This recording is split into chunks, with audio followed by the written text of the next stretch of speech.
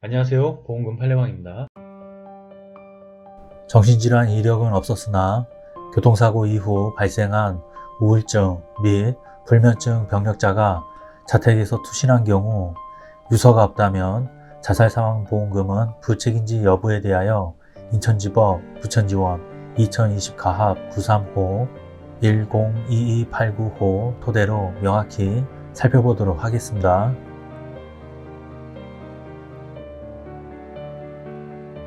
기초사실, 망인은 2016년 7월 4일 오후 2시 45분경 동두천시 H아파트 단지 내에서 주행 중이던 차량의 사이드미러에 어깨 부위를 부딪힌 충격으로 바닥에 넘어진 후 오른쪽 다리 부위가 차량의 뒷바퀴에 역과되는 사고를 당하였습니다.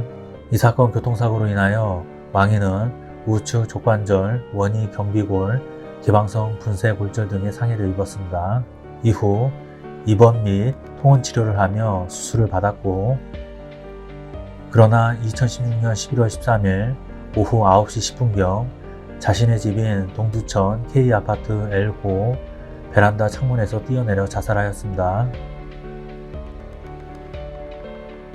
재판부의 판단, 쟁점 가, 이 사건 교통사고와 망인의 사망 사이의 인과관계에 관한 판단.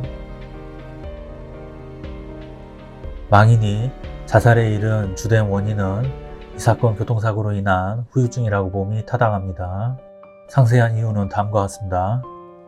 망인은 오른쪽 다리 부위가 차량의 뒷바퀴에 역과되는 교통사고를 당하여 우측 족관절, 원위 경비골, 개방성 분쇄 골절 등의 상해를 입었는데, 이 사건 교통사고 당시 망인은 만 77세의 고령이었습니다.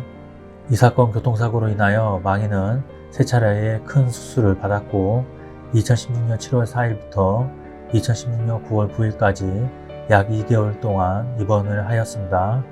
망인은 위 입원 기간 동안 지속적으로 허리, 옆구리, 오른쪽 골반 부위의 통증을 호소하여 물리치료와 약물치료를 병행하였고 불면증으로 수면제를 복용하기도 하였습니다.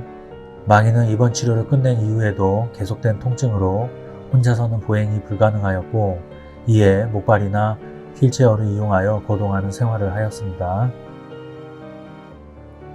망인은 2016년 9월 12일부터 2016년 11월 9일까지 아이병원에 내원하면서 계속적으로 절피된 성분의 수면제 스틸록스정을 처방받아 복용하였습니다.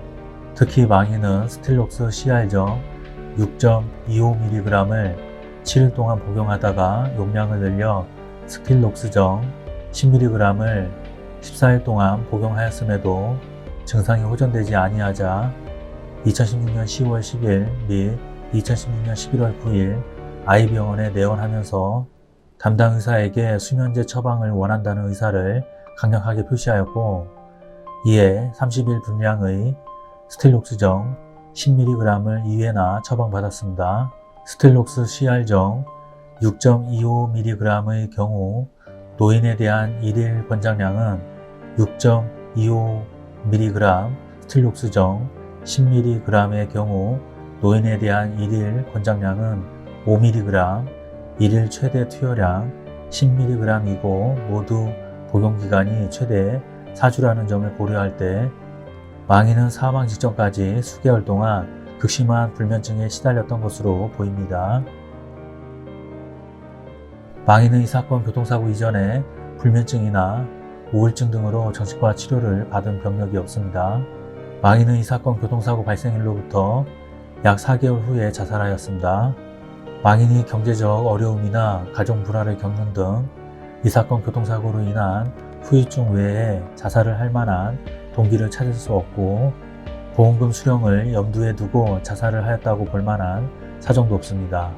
피고 B는 망인의 사망 직후 경찰에 출석하여 얼마 전 교통사고로 크게 다쳐서 신경통약 등을 복용하고 있었고 잠을 자지 못하여 수면제도 복용하였다. 교통사고 이전에는 일상생활에 어려움이 없었으나 교통사고 이후에 전혀 걷지 못하게 되어 휠체어를 타게 되었고 혼자서 소변을 보기 힘들어 화장실에 보조기구를 설치하여 불편하게 지내왔다. 교통사고 이후로 몸이 너무 아프고 거동도 불편하게 되어 신변을 비관해 사망한 것 같다고 진술하였습니다. 쟁점나 원고의 면책 항변에 관한 판단. 망인은 극심한 정신질환 등으로 자유로운 의사결정을 할 수 없는 상태에서 충동적으로 자살에 이르게 된 것으로 보입니다. 상세한 이유는 다음과 같습니다. 망인은 세 차례의 수술과 약 2개월 동안의 입원 치료를 받고 퇴원하였음에도 여전히 혼자 거동을 하거나 대소변을 처리하지 못할 정도로 심각한 신체적 고통을 겪고 있었습니다. 망인은 퇴원 이후에 집에서 제대로 먹지도 자지도 못한 채 거의 하루 종일 누워만 있는 생활을 지속하였는 바 망인이 느꼈을 우울감과 좌절감이 매우 컸을 것으로 추측됩니다. 망인이 퇴원한 이후에 망인의 집을 거의 매일 찾아와 간병하였던 며느리 M은 망인은 아무 의식이 없는 사람처럼 눈동자가 풀린 채 거의 누워만 있었다. 잠을 못 자니까 사람이 멍해지고 조금씩 이상해졌다. 날씨가 가을로 접어들면서 더 고통스러워 하였다. 너무 아파서 죽고 싶다는 취지의 이야기를 거의 매일 하였다고 진술하였습니다. 이와 같은 M의 진술과 앞서 본 피고 B의 경찰에서의 진술, 망인이 사망 직전까지 복용하였던 수면제의 종류, 복용량, 복용기간 등을 고려하면 망인은 수개월에 걸쳐 지속된 수면장애로 인하여 정상인과 같은 자유로운 의사결정을 할 수 없는 상태에 있었던 것으로 보입니다. 망인은 2016년 11월 13일 오후 5시경 피고 B와 저녁 식사를 하고 피고 B가 거실에서 텔레비전을 보다가 잠이 든 사이에 베란다 창문에서 뛰어내렸습니다.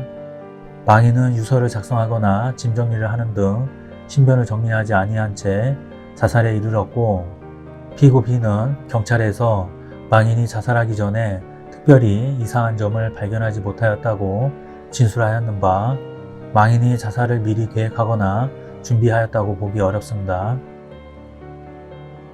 쟁점 다 원고의 소멸시효 항변에 관한 판단. 구체적인 판단.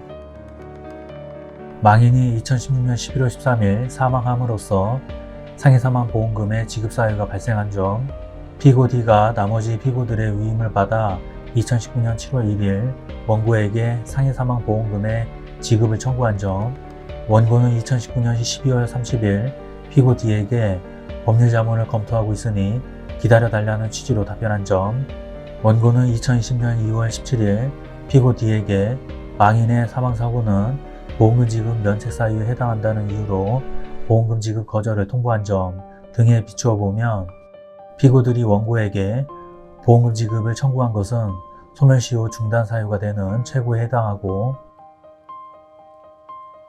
이에 대한 원고의 2019년 12월 30일자 답변은 피고들의 보험금 청구권의 전부 및 그 액수를 확정하여 피고들에게 이를 통보할 때까지 그 이행의 유예를 구한 것에 해당하며 최종적인 결과에 통보가 있는 2020년 2월 17일까지 피고들의 위 최고의 효력이 계속된다고 보아야 합니다.